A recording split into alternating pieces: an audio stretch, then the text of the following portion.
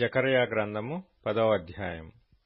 కడవరి వానకాలమున వర్షము దయచేయమని యెహోవాను వేడుకొనుడి.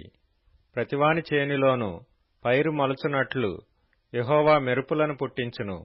ఆయన వానలు మెండుగా కురిపించును. గృహదేవతలు వ్యర్థమైన మాటలు పలికిరి. సోదెగాండ్రకు నిరర్ధకమైన దర్శనములు కలిగినవి. మోసముతో కలలకు భావము చెప్పిరి. మాయగల భావములు చెప్పి ఓదార్చిరి.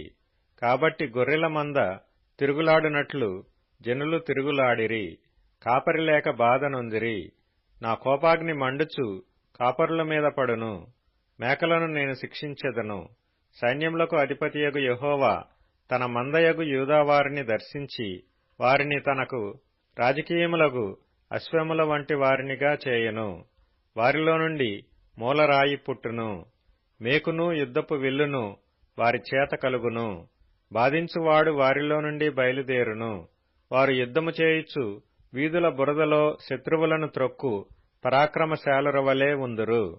యెహోవా వారికి తోడైయుండును గనుక వారు యుద్ధము చేయగా గుర్రములను ఎక్కువారు సిగ్గునొందుదురు. నేను యూదావారిని బలశాలురుగా చేసెదను.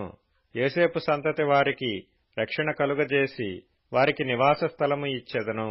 నేను వారి ఎడల జాలిపడుదును. నేను వారి దేవుడనైన యెహోవాను.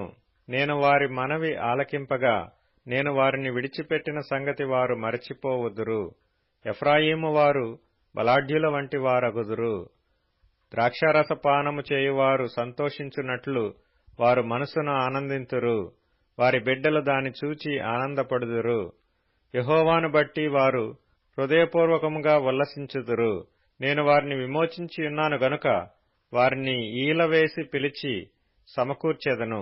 మునుపు విస్తరించినట్లు వారు విస్తరించుదురు. అన్యజనులలో నేను వారిని విత్తగా దూరదేశములలో వారు నన్ను జ్ఞాపకం చేసుకొందురు. వారును వారి బిడ్డలను సజీవులై తిరిగి వత్తురు.